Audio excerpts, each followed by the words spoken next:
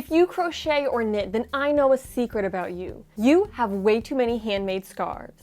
Okay, so maybe you're not one of those people who has a million scarves. I crochet, and so I have a whole bunch of scarves. Since the weather's been cold near me, I've gotten to use a lot of my scarves. And the beauty of handmade scarves is they're so easy to customize. So for the month of January, I decided to do a little mini-series related to handmade scarves. Basically, in each of these videos, I'm going to show you a way that you can add a little decorative touch to the end of your scarf. So today I'm going to show you how to add the classic fringe like on this scarf here, and then in the remaining 3 videos, I'll show you 3 more ideas on how to end a scarf. So let's get into it. So let's learn how to add a classic fringe to a crochet scarf. Now I've got a confession, this is one that was already made. I just undid it a little bit and I'm going to redo this last little section. But don't worry, I'm going to show you all the steps, just you might see the yarn colors change a little bit as we go through the project. So the first step is to cut a bunch of pieces of yarn that are all the same length. So for this one we're using these pink pieces that are all the same length. So let's say I wanted to make some yellow tassels for a project. A really simple thing to do is find a container. So I've got this peanut butter jar that we use as a button container, and wrap your yarn around the container several times.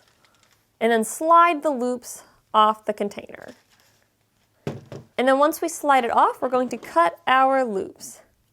And that will give us a bunch of pieces of yarn that are all the same length. So I'm going to add these yellow pieces on here just so you can see the contrast really well, but really in the end I'm going to reattach these pink pieces. So to attach, I'm going to go along my edge, and you can either go underneath just one of the loops, or you can go under both loops from the top of your stitch, and at the other end it'd be the base of our stitch. But basically just figure out where you want to add your fringe and just do it consistently all across the edge. So for this one we went through just the one piece, and I'm going to stick a hook through there. It can be any size crochet hook, it doesn't matter. Then I'm going to take a piece of my yarn and just catch it on my hook and pull that through. But I'm not going to pull it through all the way, so I've got a loop on this side and the 2 tails on that side. Then I'm going to come up through the bottom of the loop, grab the 2 tails, and cinch it down. And that is how you add that fringe, so I'll show you again. I'm inserting my hook from the bottom up through one of the loops. Then I'm catching one of my cut pieces of yarn on my hook and pulling it through, but don't pull through all the way like I almost did there. And then I'm coming from the other underside, grabbing my 2 tail pieces and pulling them down through, and then cinch it up. One more time. Up with my hook. Pull a loop of yarn through just a little ways. And then feed my tails down through the loop.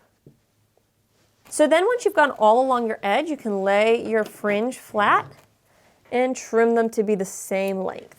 You, of course, can make them however short or long you want them to be.